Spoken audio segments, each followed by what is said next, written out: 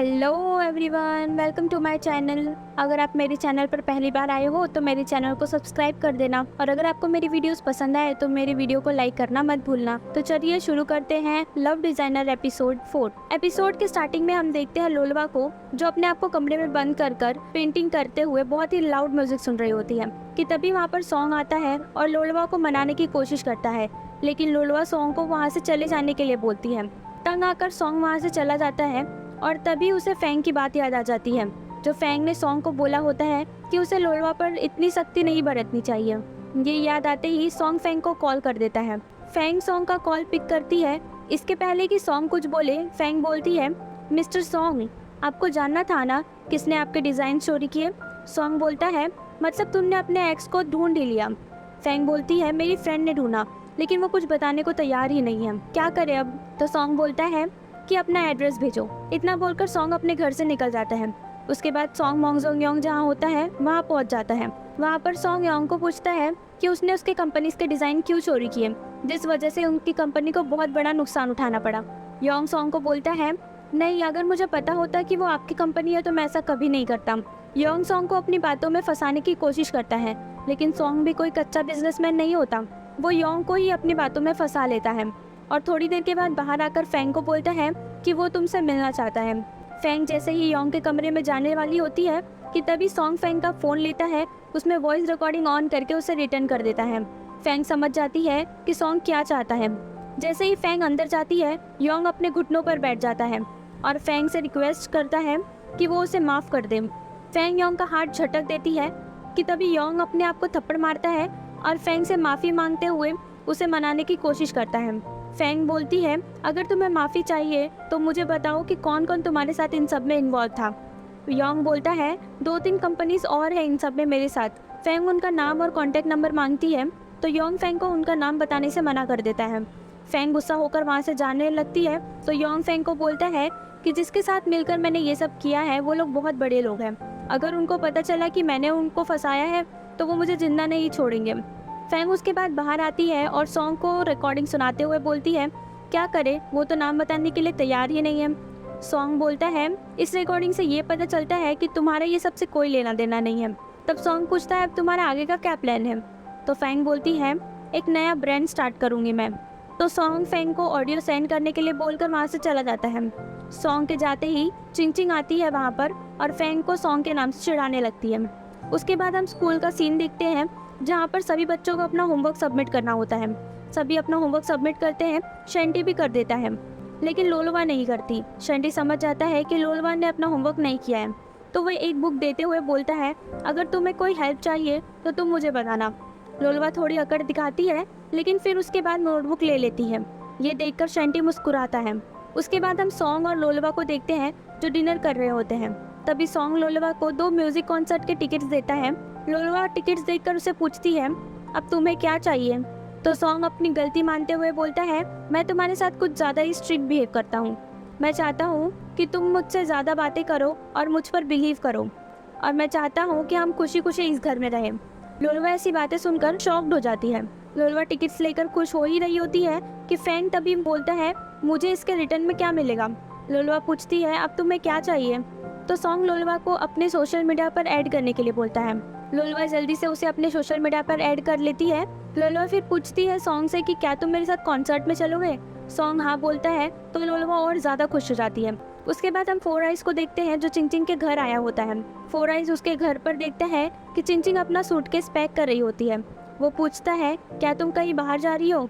तो चिंग बोलती है, हाँ। 4 आइज़ बोलता है, ठीक है, तुम पहले ट्रैवल कर आ जाओ, उसके बाद हम कहीं डेट पर जाएंगे। उसके बाद उन दोनों में थोड़ी सी रोमांटिक बातें स्टार्ट होने ही वाली होती है कि तभी वहाँ पर चिंग की कैट, जिसका नाम कोको होता है, वो आ जाती है। और जैसे कि हमें पता ही होता है कि 4 आइज़ को कैट से एलर्जी होती है, तभी वो छींकना शुरू कर देता है। तब चिंग उसे बोलती है, तुम जाओ, कोई बात नहीं, हम बाद में बात करेंगे। उसके बाद हम नेक्स्ट सीन में सॉन्ग और लोलवा को देखते हैं, जो कॉन्सर्ट में जाने के लिए तैयारी कर रहे होते हैं। लोलवा सॉन्ग के लिए बहुत सारे कपड़े लाई होती है कॉन्सर्ट में पहन के जाने के लिए। तभी सॉन्ग को उसके ऑफिस से कॉल आ जाता है। लोलवा समझ जाती है कि अब सॉन्ग लोलवा के साथ कॉन्सर्ट में नहीं जाएगा, जिस वजह से लोलवा गुस्सा हो जाती है और कपड़े फेंककर वहाँ से चली जाती है। सॉन्ग भी अपने ऑफिस के लिए निकल जाता है। उसके बाद हम फैंग को देखते हैं, जो अपने पेरेंट्स के साथ टीवी देख रही होती है। तभी उसकी मॉम इरिटेट होकर बोलती है, तुम्हें कोई लड़का क्यों नहीं मिल रहा डेट करने के लिए। फैंग मना करना चाहती थी, लेकिन उसकी मॉम उसकी कोई बात नहीं सुनती और बोलती है, तुम्हारे लिए मैंने डेट्स ऑर्गेनाइज किए हैं जहाँ तुम्हें बहुत लड़कों से मिलना पड़ेगा। फैंग हार मानते हुए बोलती है, ठीक है मैं आ जाऊंगी। उसके बाद हम सॉन्ग को देखते हैं जो अपनी मीटिंग्स करके बैठा होता है कि तभी उसे लोलवा की नैनी का कॉल आता है जो बताती है कि लोलवा पूरा दिन घर नहीं आई है और उसने कुछ खाया भी नहीं है और उसका कॉल भी नहीं लग रहा है। सॉन्ग बोलता है, ठीक है मैं पता करता हूँ कि वो कहाँ है। तभी हमें लोलवा एक नाइट क्लब में दिखती है जो अपनी एक दोस्त के साथ वहाँ आई होती है। उसके दोस्त के साथ 2 अनजान लड़के भी होते हैं। तभी लोलवा को सॉन्ग का कॉल आता है, लेकिन इसके पहले कि लोलवा उसे अटेंड कर पाती, उसकी दोस्त उसका फ़ोन लेकर स्विच ऑफ कर देती है। सॉन्ग परेशान होकर फैंग को कॉल करता है और उसे बताता है कि क्या हुआ है और उससे मदद मांगता है कि वो लोलवा को ढूंढने जाए क्योंकि फैंग आउट ऑफ स्टेशन होता है। तभी फैंग शंटी को बुलाती है और उससे पूछती है क्या उसे लोलवा के बारे में कुछ पता है। शंटी मना कर देता है कि उसे कुछ नहीं पता है। तभी सॉन्ग का फिर से फैंग को कॉल आता है और वो लोलवा की लोकेशन बताते हुए बोलता है कि ये उसकी लास्ट लोकेशन है, क्या तुम प्लीज़ वहाँ जाकर उसे ढूंढ लोगी। फैंग उसके लोकेशन फॉलो करते हुए उसी क्लब में जाती है जहाँ लोलवा होती है। फैंग लोलवा को सब जगह ढूंढ रही होती है। तभी एक लड़का लोलवा को नशे की हालत में कहीं लेके जा रहा होता है। तभी फैंग लोलवा को देख लेती है और उसे आवाज़ देती है। तभी वो लड़का लोलवा को कहीं और लेके जाने लगता है। फैंग उसे पकड़ लेती है कि तभी फैंग लोलवा को संभालते हुए उस लड़के से पूछताछ करती है। तभी वो लड़का डर जाता है और वहाँ से भागने लगता है। तभी फैंग सिक्योरिटी को बुलाकर वो लड़के को पकड़वा देती है और लोलवा को हॉस्पिटल लेके जाती है क्योंकि लोलवा बेहोश होती है और फिर सॉन्ग को कॉल करके सारी सिचुएशन बताती है। सॉन्ग फैंग से रिक्वेस्ट करता है कि जब तक वो वापस नहीं आ जाता तब तक फैंग लोलवा का ध्यान रखे। फैंग मान जाती है। उसके बाद हम सुबह देखते हैं कि लोलवा को होश आ जाता है और वो फैंग को अपने साइड में देखती है और उसे फैंग याद आ जाती है। तभी सॉन्ग वहाँ आता है और लोलवा पर गुस्सा करता है। तभी फैंग सॉन्ग को खींचते हुए बाहर लेके जाती है और सॉन्ग को समझाती है कि उसे ऐसे बिहेव नहीं करना चाहिए क्योंकि अभी लोलवा ट्रॉमा में है। तभी सॉन्ग फैंग को बोलता है कि तुम संभाल लो उसे।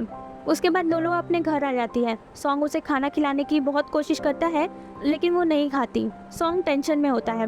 तभी हम फैंग को उसके ऑफिस में देखते हैं जो अपना ऑफिस शिफ्ट करने की तैयारी कर रही होती है। तभी वहाँ सॉन्ग आता है और उसे लंच पर लेकर जाने के लिए पूछता है। फैंग मना कर देती है। तभी फैंग को उसकी मॉम का कॉल आता है और उसकी मॉम उसको याद दिलाती है कि उसको आज ब्लाइंड डेट्स पर जाना है। अगर आज वो नहीं आई तो उसकी मॉम उसे घर में घुसने नहीं देगी। क्योंकि फैंग स्पीकर पर अपनी मॉम से बात कर रही होती है इसलिए सॉन्ग सारी बातें सुन लेता है और बोलता है, तुम डेट पर जा रही हो? तो वो हाँ बोलती है और उसकी मॉम ने जो लोकेशन भेजा होता है उसे देखती है। वो उसके ऑफिस से 40 मिनट्स की दूरी पर होता है। सॉन्ग को वो जगह पता होती है। सॉन्ग फैंग को उस जगह का नाम बताता है। फैंग सॉन्ग को बोलती है, अब तुम समझ गए मैंने क्यों लंच पे जाने के लिए मना किया। तभी फैंग जल्दी से अपना पर्स उठाती है और अपने एम्प्लॉयज़ को जल्दी घर जाने के लिए बोलकर वहाँ से निकल जाती है। सॉन्ग भी वहाँ से जाने लगता है तो फैंग के एम्प्लॉयज़ उसके बारे में गॉसिप करने लगते हैं कि क्या वो उसके बॉस का बॉयफ्रेंड है। उसके बाद हम फैंग को देखते हैं जो डेट पर होती है। वहाँ 4-5 बेवकूफ़ लड़के आते हैं जो फैंग से बातें करते हैं लेकिन फैंग को पसंद नहीं आते। तभी वहाँ सॉन्ग भी आ जाता है और अपना इंट्रोडक्शन देता है। फैंग सॉन्ग को देखकर हैरान हो जाती है। तभी फैंग सॉन्ग से रूडली बात करने लगती है। तो सॉन्ग पूछता है, तुम मुझसे हमेशा ऐसे रूडली बात क्यों करती हो। फिर सॉन्ग फैंग को 2 ऑप्शन देता है, या तो वो उसके साथ लंच पर चले और कुछ अच्छी बातें करे या फिर वो यहीं बैठकर अलग अलग बेवकूफ़ों से मिल सकती है। ये बोलकर सॉन्ग वहाँ से जाने लगता है तो फैंग उसे रोकते हुए उसके पीछे जाती है। तभी फैंग को उसकी मॉम रास्ते में मिल जाती है। तभी उसकी मॉम को ये गलतफहमी हो जाती है कि फैंग और सॉन्ग डेट करना चाहते हैं, लेकिन फैंग और सॉन्ग भी उनकी गलतफहमी दूर नहीं करते। उसके बाद हम फैंग और सॉन्ग को एक कैफ़े में देखते हैं। वहाँ वो लोलवा को लेकर डिस्कशन कर रहे होते हैं। फैंग पूछती है अब वो कैसी है। तभी सॉन्ग फैंग को बताता है कि वो लोलवा के साथ कॉन्सर्ट में जाने वाला था लेकिन कुछ इमरजेंसी की वजह से वो नहीं गया। फैंग सॉन्ग को थैंक यू बोलने को बोलती है तो सॉन्ग थैंक यू बोलने के बदले उससे और एक हेल्प मांगता है कि फैंग उसे कोई रास्ता बताए लोलवा को खाना खिलाने का, क्योंकि लोलवा कुछ भी नहीं खा रही है। उसके बाद फैंग बोलती है ठीक है मैं तुम्हारी मदद करूँगी लेकिन उसके पहले तुम्हें मुझे थैंक यू बोलना पड़ेगा। तभी सॉन्ग थैंक यू बोलता है फैंग को और वहीं कुछ दूर पर एक आदमी उन दोनों की फ़ोटोज़ क्लिक कर रहा होता है। यहाँ हमारा एपिसोड 4 ख़त्म होता है। नेक्स्ट एपिसोड सुनने के लिए मेरे चैनल को सब्सक्राइब और वीडियो को लाइक करना मत भूलना। Bye bye.